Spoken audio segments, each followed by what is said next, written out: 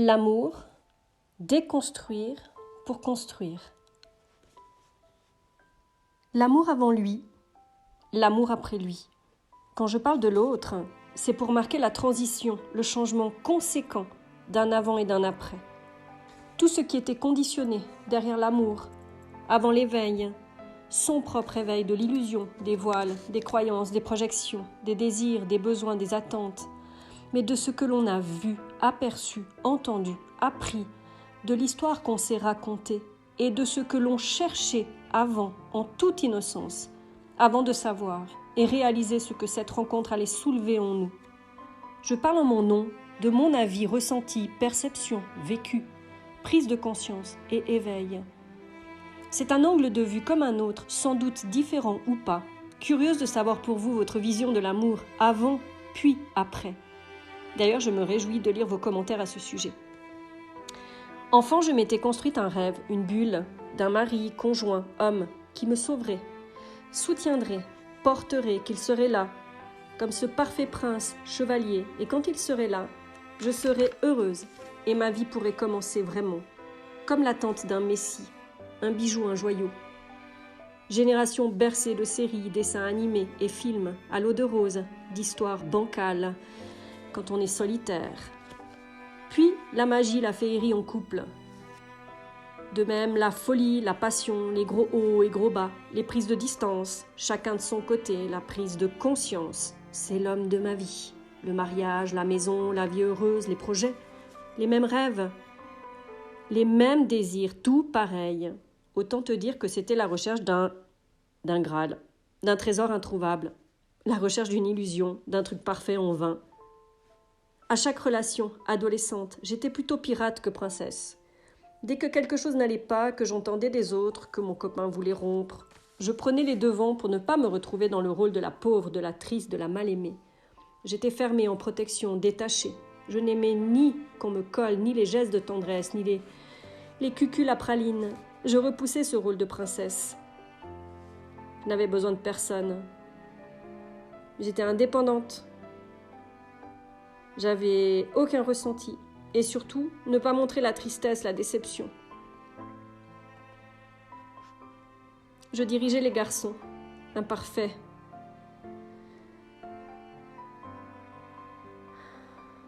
J'arrive même plus à me lire maintenant. Imparfait direct, un autre prenait la place. Ah, quand un partait direct, un autre prenait la place. Pour passer à autre chose. Un vrai conflit intérieur.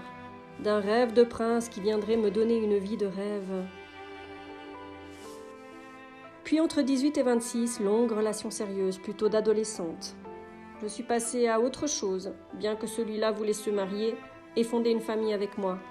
Fuite d'un possible, fuite d'une concrétisation. Madame insatisfaite que j'étais. Puis le père de mon fils, relation de 7 ans, jolie histoire. Voulant avancer ailleurs, comme une recherche sans fin. De cette destinée, cet amour au-dessus de tout. Puis cette rencontre qui aura été un soulèvement, une passion folle, jamais ressentie. Partie comme elle était venue, me laissant sur le carreau, me rendant vulnérable, dépendante affective. 5 ans pour me détacher de cela. Puis une rencontre douce, qui m'aura appris à prendre de la distance, à vivre seule sans précipiter les choses. Terminer ensuite pour suivre une autre route, me guérissant profondément déjà. Et puis ce rendez-vous hors du temps. Plongeant nos corps, nos cœurs, nos âmes au-delà du connu, au-delà de la réalité, comme sur une autre dimension. Une saveur indescriptible, apaisante, d'un bonheur retrouvé, un retour chez soi, comme une reprise de relation qui avait été arrêtée ailleurs et retrouvée ici, un délice, une découverte, et de nourriture sur tous les plans en même temps, un naturel, une évidence, un tsunami de perception, de ressenti, de sentiments. Une présence constante, tête, cœur, corps, tripes, un esprit désordonné ensuite, une paix impossible à trouver, un mélange d'émotions, de peur, me rappelant la relation qui m'avait mise à terre plusieurs années auparavant. Une lune de miel de plusieurs mois, nous projetant dans des mises en matière de vivre ensemble, construire ensemble, travailler ensemble. Lorsque les choses étaient posées, ce qui était rassurant justement pour l'autre sur le fond, quand tout était posé justement dans un futur ordonné, tout partait en vrille, dans une inconstance de l'autre, me plongeant dans une insécurité profonde, une fuite de ma part, de peur de souffrir que j'abandonnais au lieu d'affronter. C'était trop olé olé pour moi. Quand je prenais cette position, l'autre plongeait dans son insécurité à son tour. De mon côté, un fond bien établi, mélange d'émotions, de sentiments, ne laissant aucun doute à l'amour. Mais lui, l'amenant à retrouver une liberté extrême. Puis pour lui, dès qu'une forme était posée, un projet, une construction, un emménagement, le rassurant, il se déconnectait de la relation en se concentrant sur l'extérieur. Une valse de va-et-vient à jouer sur nos insécurités propres, sur nos dépendances.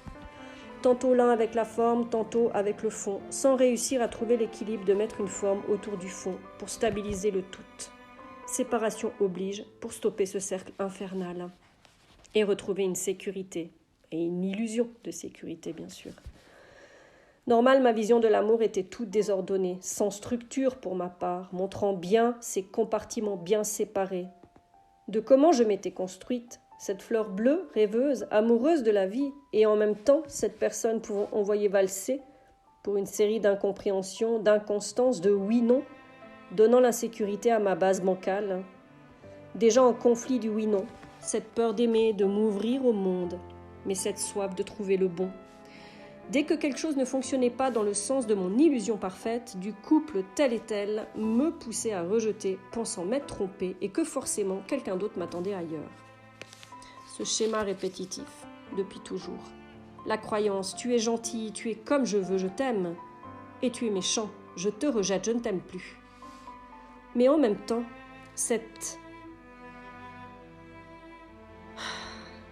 J'écris trop vite. Cette auto-farce, face de l'amoureuse, de son prince, capable de tout accepter, de m'abandonner, de dire oui, m'oubliant et rejetant ma vie, mes projets, mes rêves, mes désirs, pour me plonger corps et âme dans cette histoire tant attendue depuis enfant. Comment rejeter quelque chose que tu attends depuis toujours, et en même temps rejeter celui qui est méchant, se fermer et ne plus l'aimer? Une histoire sans queue ni tête, un fonctionnement incompréhensible, comme revivant des tranches de vie avant lui dans la même relation. Première partie à être détachée sans cœur, sans émotion, quand je rejetais le truc et je me sentais dans l'insécurité. Et deuxième partie de vie à être dépendante, arrêter de vivre, ne plus pouvoir se concentrer sur mes projets propres quand ils revenaient. Et que je m'ouvrais à nouveau. Comment un seul être pouvait soulever tout ça en moi? Deux penchants totalement différents, le noir, le blond, le sombre, la lumière, deux faces d'un même personnage. Vivre l'idylle, le bonheur ultime, le retour à la maison, l'attraction folle, et l'enfer, le rejet, la répulsion extrême. Dualité totale et complète. Bref, tout ce que vit une flamme jumelle, dans chacune de leurs histoires, tu me diras. Je ne parle que de ma part et uniquement de moi, pour respecter, préserver l'autre dans son histoire personnelle.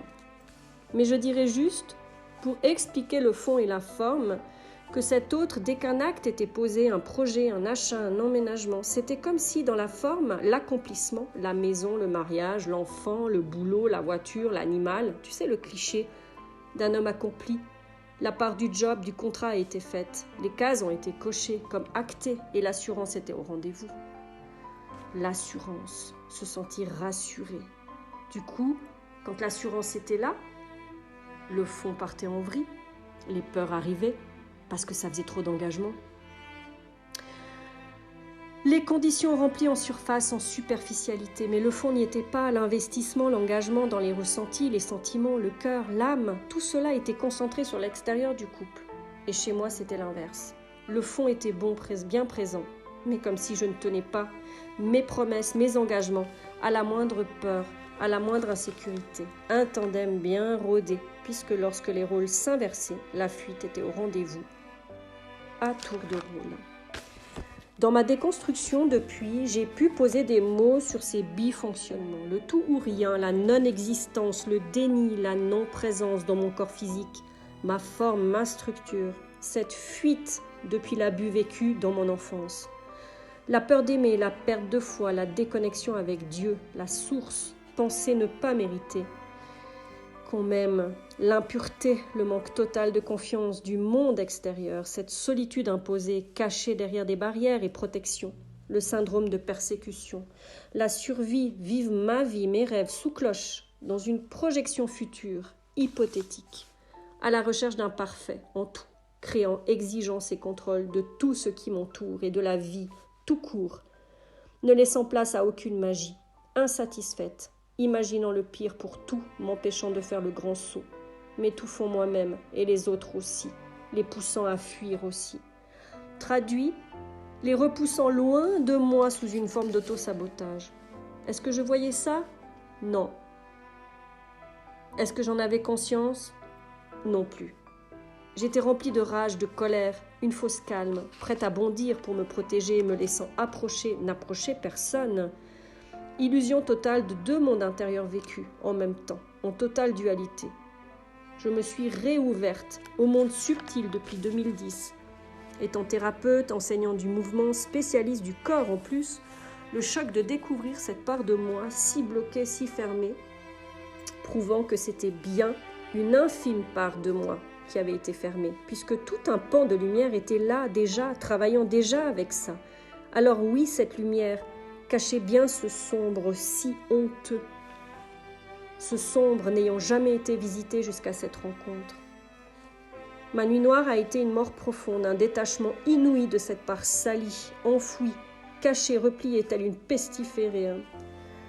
Je vois et je comprends l'intensité des souffrances vécues et perçues durant cette relation hors norme. Il me fallait quelqu'un à la hauteur de mon sombre pour soulever ce fond marécageux. Inutile d'expliquer cette part des égos qui nous appartient, à nous deux, cette part de cruauté indiquant ce que nous avions vécu de si douloureux dans nos vies respectives, dans notre enfance, adolescence. Juste nos parts si blessées, celles que l'on montrait au fait par défense.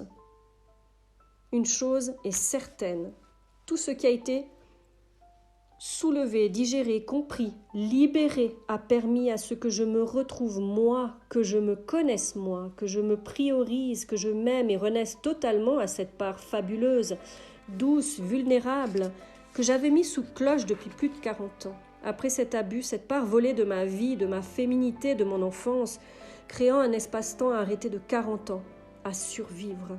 Cet amour si puissant a permis à donner tellement de confiance, pour laisser monter à la surface cet enfer, déni de mon existence. Il fallait vivre quelque chose à la hauteur pour me faire un électrochoc profond et puissant, un coup au cœur, si puissant pour qu'il retrouve son rythme.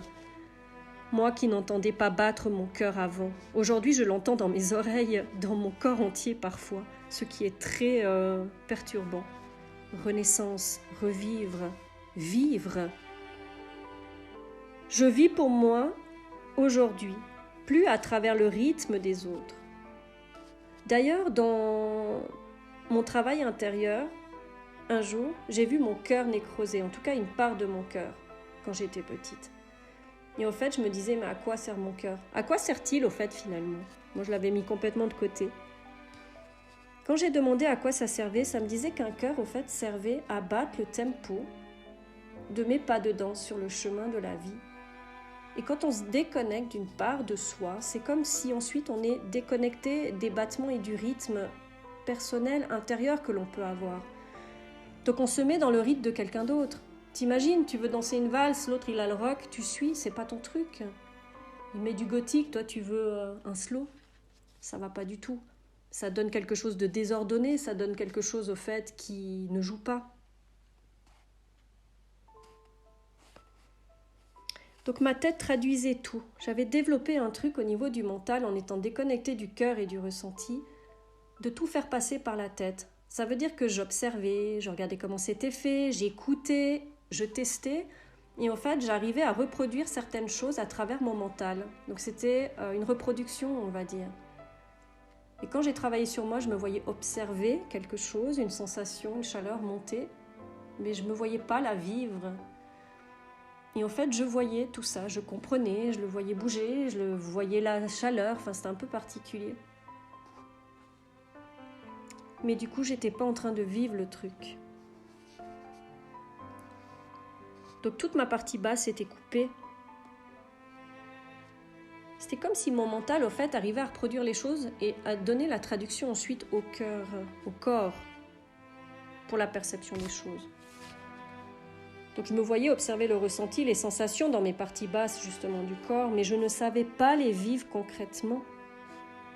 Mon travail actuel, c'est de ressentir en direct et non plus de traduire, comprendre, analyser pour reproduire à la lettre. C'était une véritable prison de mes ressentis corporels, un tout nouveau monde pour moi.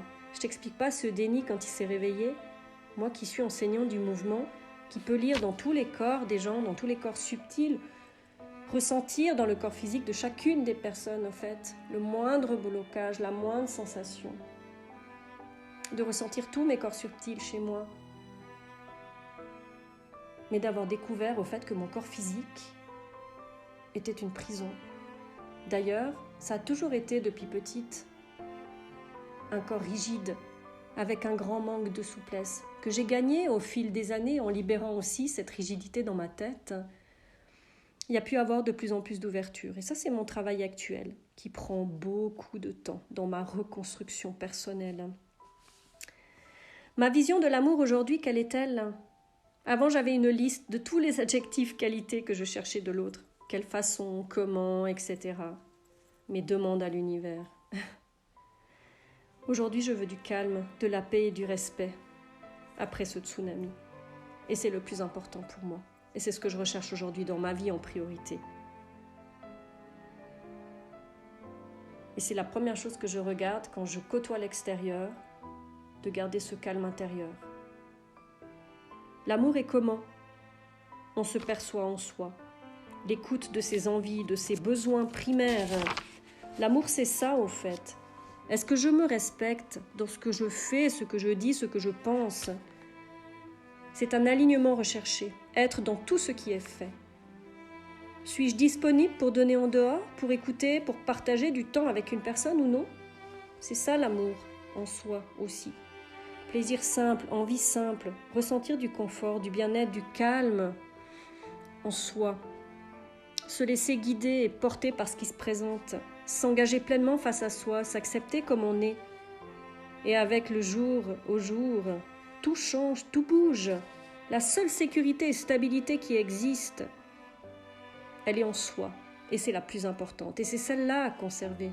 C'est pas à travers un couple. C'est pas en signant des papiers, en disant j'achète une maison, comme ça je serai en sécurité, la personne ne partira jamais. C'est pas en se disant je vais me marier, quand je serai mariée, c'est bon, ça veut dire qu'elle sera là pour toujours. C'est toutes des croyances, toutes des illusions, toutes des choses qu'on s'est posées pour se rassurer. Mais en fait, c'est une illusion d'être rassuré comme ça. Parce qu'en fait, la seule sécurité, elle est en soi. Et c'est seulement en allant se visiter à l'intérieur qu'on retrouve cette sécurité.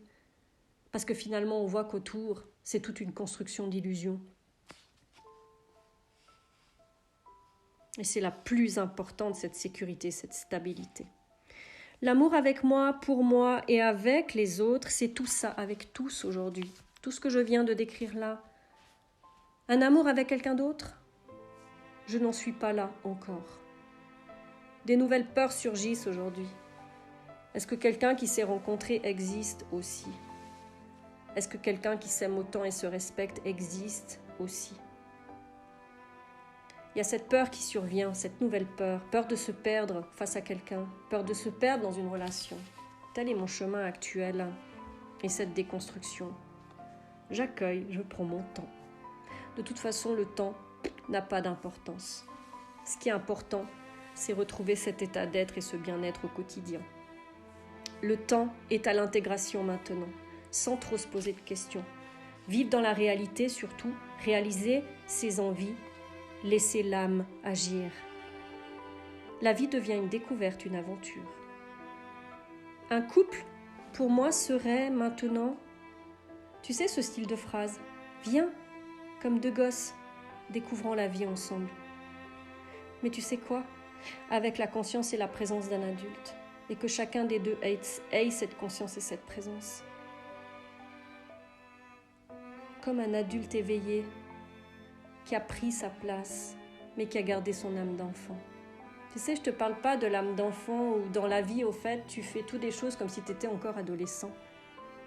Je te parle de cet adulte posé, engagé, respectueux de lui-même et des autres, qui a retrouvé au fait ce qu'il est pour de vrai, derrière les illusions, derrière les croyances, derrière ce qui a été inculqué, derrière tout ce qui a été imposé. Retrouver cette liberté. Et pour moi aujourd'hui, la liberté, c'est celle-là. C'est pas la liberté de me dire je vais chercher quelqu'un, je vais aller à gauche, à droite, je vais me mettre dans les bras de quelqu'un ou faire ci ou faire ça. Je crois pas qu'aujourd'hui c'est quelque chose d'important, en tout cas pas pour moi. Pourquoi ? Parce que c'est tellement inscrit dans mes tripes, dans mon cœur, dans mon corps, dans ma tête, dans mon âme, que je ne peux pas tricher. Je ne peux pas mentir. Je ne peux pas avoir quelqu'un, en tout cas là actuellement dans ma vie, laisser cette personne s'infiltrer, laisser cette personne au fait s'ouvrir et un jour me dire je t'aime et de la regarder droit dans les yeux et lui mentir et lui dire moi aussi. Ce n'est pas d'actualité. Beaucoup de personnes pensent que c'est un sacrifice. Beaucoup de personnes pensent que de se concentrer sur soi, sur sa guérison, sur sa recherche de qui on est finalement complètement, serait un sacrifice. Pour moi, ce n'est pas un sacrifice. C'est tout l'amour que je me donne, tout le respect que je me donne aujourd'hui. Et toute cette construction, en fait. Et le reste suivra. Pour moi, tout ce qui est inscrit, et tout ce qui doit venir reviendra. Et tout ce qui doit se faire, se fera, de la manière qui est juste. Sur ce, je te laisse dans ta réflexion. Celle-là, c'est mon histoire. Celle-là, c'est mon intimité. Celle-là, c'est en toute vulnérabilité. Par contre, je t'invite, dans les commentaires, à m'écrire. Quelle est la notion de l'amour pour toi aujourd'hui ? Qu'est-ce qu'il y avait avant et qu'est-ce qu'il y a maintenant ? Je serais très curieuse de lire ça. Et très curieuse de partager, au fait, les différentes idées, les différentes ouvertures. Je te souhaite une toute belle écoute. Et à tout bientôt.